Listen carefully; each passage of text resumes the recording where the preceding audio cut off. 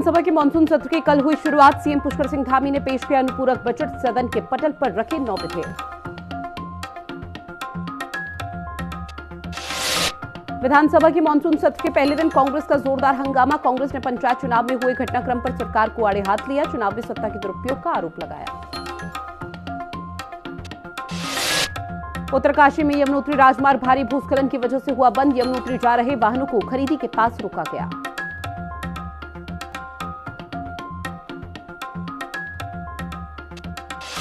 कालाढूंगी तहसील के क्षेत्र के कई गांवों में तेंदुए का आतंक देखने को मिला। ग्रामीणों में भय का माहौल। वन विभाग से तेंदुए को पकड़ने की मांग।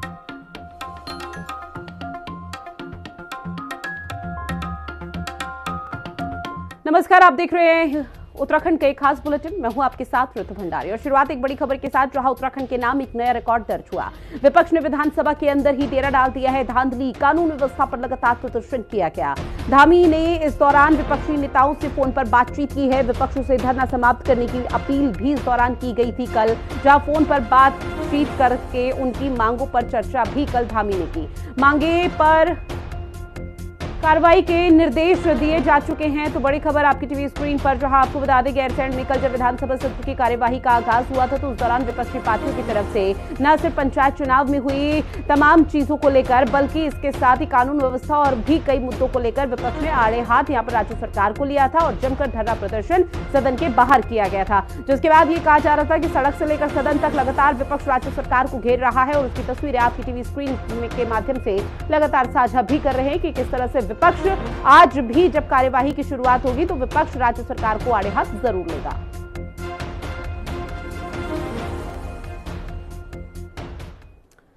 गैरसैंण विधानसभा सत्र के पहले दिन कांग्रेस के विधायकों ने सदन के बाहर और अंदर जमकर बवाल काटा, जहां विधानसभा सचिव के टेबल को पलट दिया गया और माइक तक फेंक दिया गया और इसी के साथ कागज की प्रतियां फाड़कर हवा में उछाली, जिस कारण सदन लगभग 1 घंटे ही चल पाया। इसका बीजेपी विधायक खजान दास ने जमकर विरोध करते हुए सीएम धामी से कांग्रेस विधायकों पर कार्रवाई की मांग की है। बीजेपी विधायक खजान दास ने कहा कि विरोध करने का तरीका होता है, लेकिन जिस तरीके से कांग्रेस विधायकों का रवैया था वो बेहद ही दुर्भाग्यपूर्ण रहा।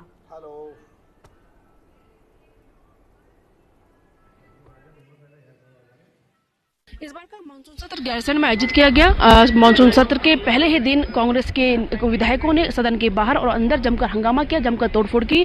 विधानसभा अध्यक्षा रितु खंडूरी ने कई बार उनको कहा कि उत्तराखंड की प्रॉपर्टी इसे ना तोड़े, लेकिन कांग्रेस के विधायक नहीं माने और उन्होंने पेपर फाड़ते हुए टेबल को भी फेंका और कहीं ना कहीं माइक भी तोड़ा। ये पहला ऐसा सत्र है जो डिजिटल है, लेकिन फिर भी उन्होंने अपनी प्रॉपर्टी जो उत्तराखंड की प्रॉपर्टी है उसको हानि पहुंचाई। कहीं ना कहीं इसका विरोध जो है तमाम जो मंत्री हैं और सत्तापक्षी विधायक उन्होंने किया, लेकिन इसके बाद कांग्रेस के विधायकों ने वॉकआउट किया। हमारे साथ मौजूद हैं देहरादून राजपुर से विधायक खजान दास जी, उनसे बातचीत करेंगे। सर, जिस तरीके से कांग्रेस का विधायकों का अंदर रवैया रहा, उन्होंने तोड़फोड़ की, टेबल को फेंका, कागज की प्रतियां फाड़कर हवा में उछाली, किस रूप में आपसे देखते क्या करेंगे? देखिए, दुर्भाग्य है कि हम लोग एक सदन के सदस्य हैं और इस प्रकार सरकारी परिसंपत्ति को नुकसान पहुंचाना, ठीक है, आप अपना विरोध जताइए, बात करके भी हो सकता है, तर्क करके होता है, किंतु इस तरह से तोड़फोड़ करना, कागज का बंडल फाड़ना, उसको उछालना, कहाँ तक तर्कसंगत है? तो मैं तो सोच रहा हूँ, मैं माननीय मुख्यमंत्री से हम लोग मांग करेंगे कि कानून बना हुआ है कि जो सरकारी परिसंपत्तियों को नुकसान पहुंचेगा उनके खिलाफ कानून बना हुआ है, उसी के निमित्त कार्रवाई करें। कानून व्यवस्था को लेकर चर्चा करने के लेकर हंगामा किया। उन्होंने कहा कि इजाजत नहीं मिल रही है। वो चाहते थे कि नैनीताल में जो भी हादसा हुआ, डीएम एसएसपी को लेकर जो हाईकोर्ट ने तल टिप्पणी की है उसको लेकर वो बातचीत करना चाह रहे थे, लेकिन ये तरीका जो था वो गलत था। आपको क्या लगता है? देखिए, तरीका गलत था। माननीय अध्यक्ष विधानसभा उनकी बात को सुनने के लिए तैयार थी, किंतु उन्होंने जो तरीका अपनाया और जो नैनीताल का मामला है वो माननीय कोर्ट में लंबित है। माननीय कोर्ट का जो भी आदेश होगा उस पर टिप्पणी करना हम सबके लिए ठीक नहीं है, इसलिए उसका आदेश का इंतजार करना चाहिए। और विशेषकर माननीय अध्यक्ष जी से वार्तालाप करते हुए आपको समय भी दिया गया था, आपको टाइम भी दिया गया था, आपके किस नियम के तहत आपको बात करनी है उसके लिए हमेशा ही होता है, परंतु आज वो उग्र होकर के जिस तरह से जो है उन्होंने अपना उग्र रूप दिखाया वो तर्कसंगत नहीं है। तो बिल्कुल देखिए, कांग्रेस के रवैये की निंदा हो रही है। तमाम जो मंत्री हैं और सत्ता पक्ष के जो विधायक हैं वो कांग्रेस के इस रवैये, कांग्रेस की इस हरकतों को लेकर उन पर सवाल खड़े कर रहे हैं कि अगर गैरसैंण सत्र करने आए हैं, अपनी विधानसभा क्षेत्र की जनता की समस्याओं का निदान के लिए यहाँ आए हैं, तो उस बात को अपने रखें, लेकिन उसका एक तरीका होता है। अगर विरोध करना है तो उसका भी एक तरीका होता है। इस तरह तोड़ फोड़ करके प्रॉपर्टी को नुकसान पहुंचा के कुछ नहीं होगा। उन्होंने सीएम धामी से इस पर कार्रवाई की मांग भी की है। कैमरा पर्सन विजेंद्र तुड़ी के साथ दीपिका भंडारी, हिंदी खबर, गैरसैंण। और इसी पर ज्यादा जानकारी के साथ मेरी सहयोगी दीपिका हमारे साथ लाइव बनी हुई है। दीपिका, चूंकि जब कल सदन की कार्यवाही की शुरुआत हुई थी और उसके बाद जो तस्वीरें विपक्षी पार्टियों की तरफ से सामने आई, उसको देखकर और उसको जो भी तस्वीरों के यहाँ पर आधार पर ये तो माना जा सकता है कि इस सदन की गरिमा को ना तो अंदर बना पाए विपक्षी पार्टी, ना बाहर बना पाए, और उसके बाद लगातार राज्य सरकार पर आड़े हाथ लिया जा रहा है कि राज्य सरकार हमारी मुद्दों को नहीं सुन रही है। तो क्या ये मानकर चला जाए कि आज भी वही तस्वीर और वही स्थिति विपक्षी पार्टियों की तरफ से? जी बिल्कुल, देखिए ऋतु, कल जिस तरीके का रवैया कांग्रेसियों का रहा था वो काफ़ी दुर्भाग्यपूर्ण हम भी मानते हैं, क्योंकि देखिए सभी इतनी दूर से, देहरादून से चलकर गैरसैंण आए हैं। तमाम विधायक, मंत्री, सीएम, हम मीडियाकर्मी, तमाम शासन प्रशासन के अधिकारी, पुलिसकर्मी, तमाम जिलों से फोर्स को बुलाया गया है। वो इसीलिए बुलाया गया है ताकि सत्र चले, जो समस्याएँ हैं तमाम लोगों की, प्रदेश की तमाम जो विधानसभा है उन लोगों की समस्याओं को सदन के अंदर विधायक रख सके और उसका निवारण भी हो। सरकार जो है अगर अपनी तरफ से जो कर सकती है वो करे, लेकिन जिस तरीके से कांग्रेस ने कल टेबल को कागज फाड़ कर उड़ाए और जिस तरीके से वो जमीन पर लेट कर उन्होंने रात भर धरना दिया, वो काफी दुर्भाग्यपूर्ण था। और इतना ही नहीं, जब विधानसभा अध्यक्ष समेत सीएम धामी तक ने उनसे अपील की कि वो रात भर सदन के अंदर वेल में ना रुके, बल्कि अपने आवास पर लौट जाए, लेकिन किसी भी विधायक ने एक ना सुनी। रात को सीएम धामी ने नेता प्रतिपक्ष यशपाल आर्य को फोन भी किया, उनसे बातचीत की और उनको आश्वासन दिया कि वो बात करेंगे, लेकिन जिस तरीके से वो प्रदर्शन कर रहे हैं वेल के अंदर, सदन के अंदर, वो सही नहीं है। रात भर सदन के अंदर रुकना ठीक नहीं है। वो उसका निवारण करेंगे, जो भी वो चाहते हैं उसको वो होगा, लेकिन उसका एक तरीका होता है। लेकिन फिर भी कांग्रेस के विधायक नहीं माने और रात भर, आपने जैसे तस्वीरों में देखा होगा, कंबल रजाई लेकर रात भर कांग्रेस के जो विधायक हैं वो वेल के अंदर, सदन के अंदर ही रात भर सोए। और ऐसा ही ठीक राजस्थान में भी हुआ था, जब वहाँ पर विपक्ष के जो नेता हैं उन्होंने इसी तरीके का प्रदर्शन जो है किया था, और ठीक ऐसा ही आज उत्तराखंड में देखने को मिला है। उन्होंने सवाल यही उठ जाता है कि विपक्षी पार्टियों की तरफ से भले ही धरना प्रदर्शन दिया जा रहा है, लोकतंत्र का हिस्सा है, आप लोगों को अगर आवाज उठानी है, चाहे कानून व्यवस्था हो, पंचायत चुनाव की गतिविधियों को लेकर हो, तमाम मुद्दों को लेकर बेशक से राज्य सरकार को घेरिए, लेकिन सदन की गरिमा को तो बनाए रखिए। कम से कम जिस सदन में जनहित से जुड़े हुए मुद्दों पर बातचीत होनी चाहिए, जिस सदन में को चलाने के लिए जनता का करोड़ों का पैसा लगता है, उस सदन की गरिमा को अगर विपक्षी पार्टी नहीं बना सकते तो फिर कोई मतलब नहीं है सदन की कार्यवाही सुचारू तरीके से चल पाए। जी बिल्कुल, देखिए विधानसभा अध्यक्ष ने इसको लेकर नाराजगी जाहिर उन्होंने की है। उन्होंने कहा है कि जो सदन की गरिमा है वो तक कांग्रेसियों ने नहीं रखी। इतने पुलिसकर्मी 2-3 दिन से यहाँ ड्यूटी लगे हुए हैं, वो उनको भी रात भर आराम करना है, सुबह उनकी ड्यूटी है। ऐसे में जो रवैया है कांग्रेस का, जिस तरीके से उन्होंने टेबल फेंका, कागज की प्रतियां फाड़ी, माइक तोड़ दिया, माइक भी फेंका है, तो ऐसे में कहीं ना कहीं सदन की गरिमा जो है उन्होंने तार करने का काम किया है उन्होंने। और एक बात और है, देखिए उत्तराखंड के इतिहास में ये पहली बार हुआ है जब सदन के अंदर वेल में ही कांग्रेस के जो विधायक है वो रात भर रहे, उन्होंने वहीं पर बिस्तर लगाया और वो वहीं पर सोए। और इतना ही नहीं, सुमित हृदय जो कि विधायक है कांग्रेस के, उन्होंने वहां से लाइव तक किया, जबकि सदन के अंदर फोन अलाउड नहीं होता है, फोन से वीडियो बनाना अलाउड नहीं होता है, फोन की वीडियोस अलाउड नहीं होती है वहां से, बल्कि लाइव चलता है। ऐसे में सुमित हृदय ने वहां से लाइव करके दिखाया कि हमने कोई तोड़फोड़ नहीं की है। उन्होंने सारे लैपटॉप दिखाए, सारे माइक दिखाया, उन्होंने टेबल दिखाया कि हमने तोड़फोड़ नहीं की है। यानी कि गलती करने के बाद भी कांग्रेस नहीं मान रही है कि उन्होंने गलती की है, उन्होंने गरिमा को तार करने का काम किया है। और आज भी पूरी उम्मीद है कि कांग्रेस का जो रवैया है वो ऐसा ही रहने वाला है। देखिए, और देवभूमि के जो तमाम जनप्रतिनिधि है, फिलहाल तो उनसे ये उम्मीद नहीं थी जिस तरह की तस्वीरें कल देखने को मिल पाई। बहरहाल जानकारी साझा की उसके लिए बहुत शुक्रिया दीपिका आपका। वहीं गैरसैंण में विधानसभा की मानसून सत्र में अनुपूरक बजट भी पेश किया गया। सदन के पटल पर कुल 9 विधेयक रखे गए, जिनमें उत्तराखंड अल्पसंख्यक शिक्षा विधेयक और यूसीसी संशोधन विधेयक शामिल है। मीडिया से बात करते हुए मुख्यमंत्री पुष्कर सिंह धामी ने कहा कि 5315 करोड़ रुपए का अनुपूरक का बजट प्रधानमंत्री नरेंद्र मोदी के सबका साथ, सबका विकास और सबका विश्वास और सबका प्रयास के मंत्र को आत्मसात करते हुए तैयार किया गया। सीएम धामी ने आगे कहा कि ये बजट केवल आंकड़ों का दस्तावेज नहीं है, बल्कि सतत विकास, नवाचार और आर्थिक मजबूती की दिशा में हमारा संकल्प है।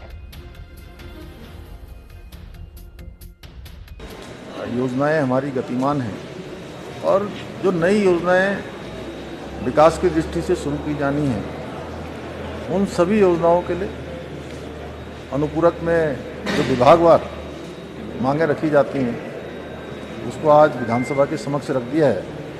उसमें प्रमुख रूप से ये अनुपूरक बजट में 5,315 करोड़ रुपए का प्रावधान किया गया है, जिसमें से 2,152 करोड़ राजस्व के जो पहले से चली आ रही योजनाएं हैं या प्लान का जो पैसा है उसमें जाएगा, और पूंजीगत इंफ्रास्ट्रक्चर और अन्य विकास कार्यों के लिए 3,163 करोड़ रुपए का इस बजट में प्रावधान किया गया है।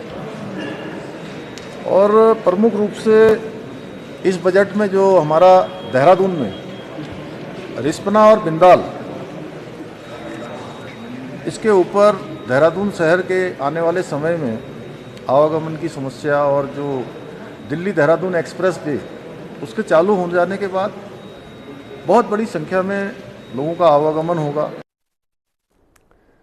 वहीं गैरसैंण में विधानसभा के मानसून सत्र की हंगामेदार शुरुआत हुई। सदन की कार्यवाही शुरू होते ही कांग्रेस के विधायकों ने जिला पंचायत चुनाव में हुए घटनाक्रम के विरोध में सदन में जमकर हंगामा काटा। कांग्रेस के विधायकों ने कागज फाड़े, विधानसभा सचिव की मेज तक पलट दी, जहां कांग्रेस विधायकों ने पंचायत चुनाव में सरकार पर सत्ता के दुरुपयोग का आरोप लगाया। वहीं सदन में हंगामे को दुर्भाग्यपूर्ण बताते हुए सीएम धामी ने कांग्रेस को आड़े हाथ लिया। रिपोर्ट देखिए। गैरसैंण में शुरू विधानसभा का मानसून सत्र। पंचायत चुनाव को लेकर सरकार पर बरसा विपक्ष। नेता प्रतिपक्ष बोले सरकार ने की तानाशाही। विपक्ष का रवैया दुर्भाग्यपूर्ण, बोले सीएम धामी। लोकतंत्र की हत्या बंद करो। गैरसैंण के भराड़ीसैंण विधानसभा में मानसून सत्र की शुरुआत हंगामेदार रही। सदन की कार्यवाही शुरू होते ही त्रिस्तरीय पंचायत चुनाव में हुए घटनाक्रम के विरोध में कांग्रेस विधायकों ने जमकर हंगामा किया। विधानसभा अध्यक्ष ने कांग्रेस विधायकों से सदन की कार्यवाही में सहयोग की अपील की, लेकिन हंगामा कर रहे कांग्रेस विधायकों ने स्पीकर की अपील अनसुनी कर सदन में कागज फाड़े और विधानसभा सचिव की मेज पलट दी। उसको मत तोड़िए, जनता के बहुत गाड़ी कमाई से ये बना है, मत तोड़िए, आपसे निवेदन है, मत तोड़िए, मत तोड़िए। इसके बाद कांग्रेस विधायकों ने सदन से वॉकआउट कर दिया। सदन के बाहर भी कांग्रेस विधायकों ने सरकार के खिलाफ जमकर नारेबाजी की। नेता प्रतिपक्ष यशपाल आर्य ने कहा कि पंचायत चुनाव में शुरू से आशंका थी कि बीजेपी सत्ता बल का दुरुपयोग करेगी और चुनाव में यही किया गया। वहीं विपक्ष के हंगामे को दुर्भाग्यपूर्ण बताते हुए सीएम पुष्कर सिंह धामी ने कांग्रेस पर तीखा हमला बोला। मुख्यमंत्री ने कहा कि पूरे देश में कांग्रेस की यही परिपाटी बन गई है कि जहां कहीं भी ये चुनाव हारते हैं वहां ये कभी ईवीएम, कभी चुनाव आयोग तो कभी प्रशासन को दोष देते हैं। सीएम धामी ने कहा कि पंचायत चुनाव अगर निष्पक्ष नहीं होते तो देहरादून जिला पंचायत अध्यक्ष चुनाव और नैनीताल जिला पंचायत उपाध्यक्ष चुनाव कांग्रेस कैसे जीतती। जनता के बहुत गाड़ी कमाई से ये बना है। पूरे राज्य के अंदर निष्पक्ष चुनाव हुए, उसका परिणाम है देहरादून में जहां जीत गए वहां कोई गड़बड़ी नहीं हुई। बाजपुर में जो यशपाल आर्य जी का विधानसभा क्षेत्र है वहां ब्लॉक प्रमुख का चुनाव जीत गए, वहां कोई गड़बड़ी नहीं हुई। और जैसे पूरे देश के अंदर इनकी पार्टी की परिपाटी बन गई है कि जहां ये हारते हैं वहां अपने फेस सेविंग के लिए कभी ईवीएम का सहारा लेते हैं, कभी चुनाव आयोग पर ठिकरा फोड़ते हैं, कभी प्रशासन पर फोड़ते हैं, कभी सरकार पर फोड़ते हैं। नैनीताल जिला पंचायत के चुनाव में जो कृत्य हुआ है, जो कुकृत्य हुआ है, उससे प्रदेश की छवि खराब हुई है, प्रदेश को शर्मसार किया है। और जो हमें आशंका थी कि भारतीय जनता पार्टी किसी हद तक जा सकती है सरकार, वो देखने को मिला है। हमने कहा था कि शुरुआत से ही कह रहे थे कि सरकार सत्ता बल का दुरुपयोग करेगी, धन बल का इस्तेमाल करेगी, सरकारी वसूली का दुरुपयोग करेगी, और वो सच साबित हुआ। नैनीताल की घटना झकझोरती है, ये प्रजातंत्र पर हमला है। मानसून सत्र के पहले दिन विपक्ष के हंगामे के बीच अनुपूरक बजट सहित 9 विधेयक सदन के पटल पर रखे गए, जिन पर चर्चा के बाद सरकार इन विधेयकों को पारित कराने का प्रयास करेगी। वहीं विपक्ष का कहना है कि सरकार की तानाशाही के खिलाफ उनका विरोध लगातार जारी रहेगा, जिससे सदन में मचे घमासान के आगे भी जारी रहने के आसार हैं। गैरसैंण से संवाददाता दीपिका भंडारी और देहरादून से संवाददाता शुभांगी भट्ट के साथ ब्यूरो रिपोर्ट, हिंदी खबर।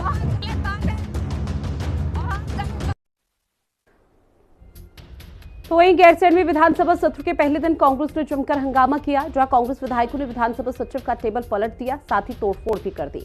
विधानसभा अध्यक्ष ने विधायकों को लाख समझाया, उनको कोशिश की समझाने की, लेकिन वो नहीं माने। वॉकआउट तक विपक्षी पार्टी कर गई, जहां अब सत्र की कार्यवाही 11 बजे तक के लिए कल स्थगित कर दी गई थी, लेकिन कांग्रेस के विधायक अभी भी वेल के अंदर ही जमे हुए हैं। कांग्रेस विधायक प्रीतम सिंह ने हिंदी खबर से खास बातचीत की और बताया कि वो रात भर ऐसे ही रहने वाले थे जब तक सरकार नहीं जागती। हमारे साथ मौजूद हैं कांग्रेस के वरिष्ठ नेता प्रीतम सिंह जी। सर, आज सदन के अंदर आपने 310 नियम के तहत चर्चा करने की मांग की, लेकिन इसे स्वीकार नहीं किया गया। क्या राय आपकी, क्या भेदभाव हो रहा है कांग्रेस के साथ? देखिए, प्रदेश की कानून व्यवस्था ध्वस्त है। हमारे नेता प्रतिपक्ष हमारे विधायकों पर जिस तरीके से नैनीताल के अंदर पुलिस के संरक्षण में असामाजिक तत्वों ने प्रहार करने का काम किया है, हम इसके कड़े शब्दों में निंदा करते हैं, भर्त्सना करते हैं। आज हमने विधानसभा के अंदर 310 के अंतर्गत कार्य स्थगन प्रस्ताव दिया था। हम समझते थे कि विधानसभा अध्यक्ष उसको स्वीकार करेंगे, उस पर चर्चा होगी ताकि वास्तविकता सामने आ सके। हमें ये भी अपेक्षा विधानसभा अध्यक्ष से थी कि वो स्वतः संज्ञान भी लेने का काम करें, लेकिन उन्होंने ना तो कार्य स्थगन स्वीकार किया और न ही स्वतः संज्ञान लिया। आज हमारे पास इसके सिवाय कोई दूसरा रास्ता नहीं था कि हम सदन के अंदर बैठे। शायद संभवतः विधानसभा अध्यक्ष जो है जागे, सरकार जागे और जो इस लोकतंत्र में हो रहा है उस पर जो है कुछ बात कहने का काम सत्ता में बैठे लोग करें, ये हम अपेक्षा करते हैं। लेकिन ऐसा होता हुआ दिखाई नहीं दे रहा है, इसलिए हम आज विधानसभा में बैठे हैं। सर, रात भर यहीं रहेंगे आज? अभी तक तो यही निर्णय है। सीएम धामी ने बयान भी दिया है कि जहां पर कांग्रेस को हार के सामना करना पड़ता है, वहां पे वो हताश होकर ऐसी हरकतें करती है, और आज उन्होंने मर्यादा भंग भी की है। देखिए, मैं धामी जी से कहना चाहता हूँ कि धामी जी, हाथ में गंगा जल उठा करके कसम खाइए कि आपने प्रदेश के आरक्षण में जिस तरीके से खिलवाड़ किया है, अगर आप सच्चे हैं तो खाइए कसम, गंगा की सौगंध खाइए। और मेरे पास वो तमाम डॉक्यूमेंट्स उपलब्ध है जिसके आधार पर मैं कह सकता हूं कि सत्ता में बैठे हुए लोगों ने जिस तरीके से आरक्षण पर खेल खेलने का काम किया और कई जगह मुंह की भी खानी पड़ी। ये मैं तो ये कहता हूं कि जो लोकतंत्र पर आज उन्होंने हत्या करने का काम किया है, उसमें इस सरकार को सत्ता में बने रहने का कोई नैतिक अधिकार नहीं है। और हम तो कहना चाहते हैं कि अगर जरा से भी सरकार में कुछ है आत्मसम्मान तो अपना त्यागपत्र दे दीजिए। अब खबर गदरपुर क्षेत्र के अंतर्गत गुलर भोज से है, जहां वर्तमान नगर पंचायत अध्यक्ष सतीश चुघ के ऊपर गंभीर आरोप लग रहे हैं। आपको बता दें, गुलर भोज की महान जनता के नाम से फेक आईडी बनाकर किसी ने सोशल मीडिया पर बंगाली समाज के प्रति आपत्तिजनक भाषा का इस्तेमाल किया है। अब इसी मुद्दे को लेकर वरिष्ठ बीजेपी नेता संजीव भटेजा ने प्रेस कॉन्फ्रेंस पर कहा कि बंगाली समाज को अपमानित करना किसी भी सूरत पर बर्दाश्त नहीं किया जाएगा। बीजेपी नेता ने कहा कि इसकी उच्च स्तरीय जांच होनी चाहिए और दोषियों के खिलाफ कार्रवाई भी होनी चाहिए।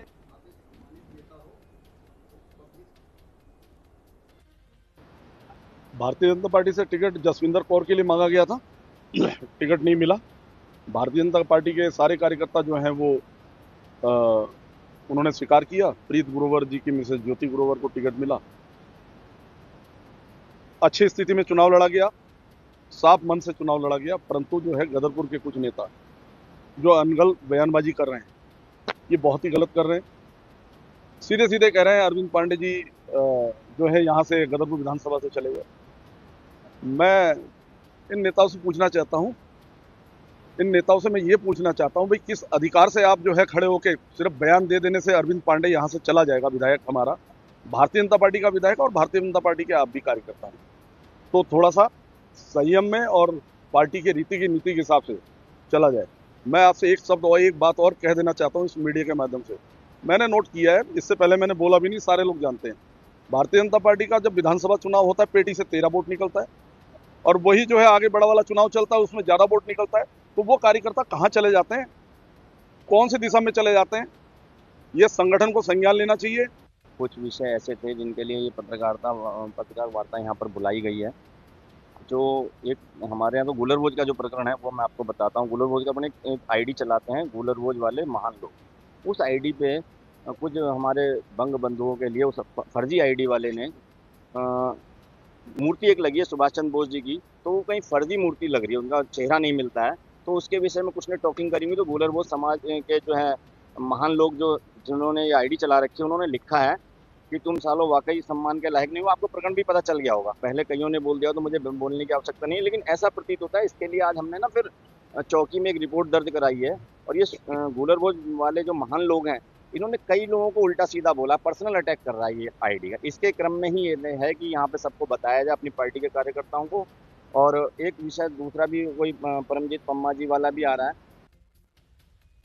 मांग यह है कि साहब गुलर भोज के विकास को, जो मेरे पक्ष के लोग जिन्होंने चुनाव में मुझे हराने की भरसक कोशिश करी, प्रयास किया, और जिनको मेरी जीत पच नहीं रही, जिनको गुलर भोज का विकास पच नहीं रहा, और गुलर भोज का ऐतिहासिक विकास देख के जिनके पेट में दर्द हो रहा है, जिनके रातों की नींद हराम हुई पड़ी है, ऐसे विपक्ष के लोग फर्जी आईडी बना करके, फर्जी फेसबुक आईडी, गुलर भोज के महान लोग फर्जी आईडी बना करके मुझे बदनाम करने की नीयत से, जिन्होंने हमारे नेताजी सुभाष चंद्र बोस, हमारे बंगाली समाज का अपमान किया है, जो हमारे देश के लिए शहीद हो गए नेताजी सुभाष चंद्र बोस जी का अपमान किया है, उनके खिलाफ गलत टिप्पणी की है। मैं चाहूँगा, पुलिस चौकी में रिपोर्ट दी है, और अभी मैं कप्तान साहब से भी मिलूंगा, डीएम साहब से भी मिलूंगा, और मैं मांग करता हूँ कि ऐसे व्यक्ति की, जो विपक्ष के लोग हैं, कौन विपक्ष का आदमी है वो, उनकी जो है किस मोबाइल से, किस नंबर से ये कमेंट हुआ है, उसकी जांच की जाए, और जांच में पकड़ पाने पर उसको गंजा करके, उसको जूतों की माला पहना के, उसका मुंह काला करके उसको फांसी पर चढ़ा दिया जाए। मैंने मांग करी है सर। वहीं देहरादून के गांधी शताब्दी अस्पताल में स्वास्थ्य सेवाओं के विस्तार और सुधार को लेकर जिलाधिकारी सविन बंसल ने निरीक्षण किया। डीएम ने कहा कि बच्चों के लिए हाल ही में शुरू किया गया आईसीयू अब सुचारू रूप से कार्य कर रहा है। वहां पहले 6 बेड हुआ करते थे, लेकिन अब बढ़ाकर 2 गुना किया जाएगा। इसके साथ ही अतिरिक्त मैन पावर और आधुनिक उपकरण भी उपलब्ध जल्द कराए जाएंगे। नमस्कार। ग्रेजुअली इवॉल्व करते हैं, एनलार्ज करना चाहते हैं इसके स्कोप को, और जो सर्विसेज प्रदान की जा रही हैं हमारे जनमानस के लिए, तो इसी दिशा में गांधी शताब्दी में एक तो हमारा एसएनसीयू जो बच्चों का आईसीयू है, वो अभी विगत माहों में जो इनॉग्रेट हुआ था, वो सुचारू रूप से कार्य कर रहा है, और उसका अभी निरीक्षण भी किया जाएगा। उसको जो उसके 6 बेड्स थे, अब वहाँ पर कैपेसिटी बढ़ाने की आवश्यकता महसूस हो रही है, तो उसको अब जस्ट डबल करेंगे। तो जस्ट डबल बेड्स करेंगे, मैन पावर भी, और जो एसोसिएटेड इक्विपमेंट्स भी हैं, हमारे फोटोथेरेपी और वार्मर्स, तो उसके साथ जो माताओं के लिए वार्ड्स हैं, वो हमारे मॉडर्न एमेनिटीज़ के साथ ऑलरेडी व्यवस्थित हैं। इसके साथ ही जो हमारा मॉडल इम्यूनाइजेशन सेंटर यहाँ पर बनाया गया था, जिसका भी हमको विगत माहों में हमने उद्घाटन करवाया था। अब बात हल्द्वानी की करेंगे, जहां सरकार ने जिला विकास प्राधिकरण के काम करने का क्षेत्र अब बढ़ा दिया है। अब काठगोदाम, भीमताल और रामनगर के कई इलाके भी उसके तहत आ गए हैं। इसका मतलब ये है कि इन जगहों पर नया घर, दुकान या फिर कोई भी निर्माण करने से पहले जिला विकास प्राधिकरण से अनुमति लेना अनिवार्य होगा। प्राधिकरण के अधिकारी JS चौहान ने बताया कि ये कदम इलाकों के सही और व्यवस्थित विकास के लिए लिया गया है। अगस्त को एक अधिसूचना जारी हुई है, जिसमें नैनीताल के कुछ एरिया को, जैसे रामनगर हो गया, काठगोदाम हो गया, भीमताल हो गया, कैंची धाम हो गया, तो उस एरिया को प्राधिकरण के अंतर्गत लाया गया है, जिसमें अब अगर कोई भी निर्माण कार्य होंगे तो उसमें जो इन क्षेत्रों में जहां ये एरिया बड़ा है, वहां नक्शे पास करवाना कंपलसरी होगा, और अगर कोई नक्शे वगैरह पास नहीं करवाता तो फिर जो भी प्राधिकरण की कार्रवाई होगी वो अमल में लाई जाएगी। इसके अलावा यहाँ से पूर्व में भी शासन को एक पत्र प्रेषित किया गया था ढांचे के संबंध में। तो हालांकि अभी तो हमारे पास जो JEE है बहुत कम है, लेकिन अब हमको थोड़ा सा समस्या भी आ सकती है, और क्योंकि काम का लोड वैसे ही बहुत ज़्यादा है, और जो हमारे पास जो JEE है उन्हीं को हम, जो ये नया क्षेत्र जो हमको अधिसूचित जो हुआ है, उसमें इन्हीं लोगों से हम फिलहाल काम लेंगे जब तक शासन से कोई निर्देश प्राप्त नहीं होते हैं। मसूरी के MPG डिग्री कॉलेज में ABVP और छात्र संघ के दर्जनों कार्यकर्ताओं ने कॉलेज के मुख्य द्वार पर जमकर प्रदर्शन किया। नाराज छात्रों ने कॉलेज के वर्तमान प्राचार्य डॉक्टर अनिल कुमार चौहान के खिलाफ जमकर नारेबाजी की। छात्रों ने प्राचार्य का पुतला फूंककर कॉलेज प्रबंधन से प्राचार्य के खिलाफ कार्रवाई की मांग की है। वजह यह है कि जो इसका जो मेन मुद्दा था वो यह था कि जो हमारे जो प्रिंसिपल सर हैं अनिल चौहान जी, उनके द्वारा जैसे हमें कई वर्षों से हमने इसकी सूचना भी दी थी नगर पालिका में और समिति में भी दी थी। उनकी जब हमेशा ऐसा रहता है कि वो कॉलेज आते हैं और कुछ टाइम के बाद वो कॉलेज से चले जाते हैं और उनकी छुट्टियां बहुत रहती हैं, जिसकी सूचना ना कॉलेज के किसी भी स्टाफ को पता रहती है ना टीचर को पता रहती है। और अभी जैसे कि अगस्त का महीना लग गया है, अगले महीने सितंबर से कॉलेज में इलेक्शन की तैयारी स्टार्ट हो जाती है। अगर बच्चे छात्र अगर कॉलेज में एडमिशन ही नहीं लेंगे तो फिर कॉलेज इलेक्शन होंगे कैसे।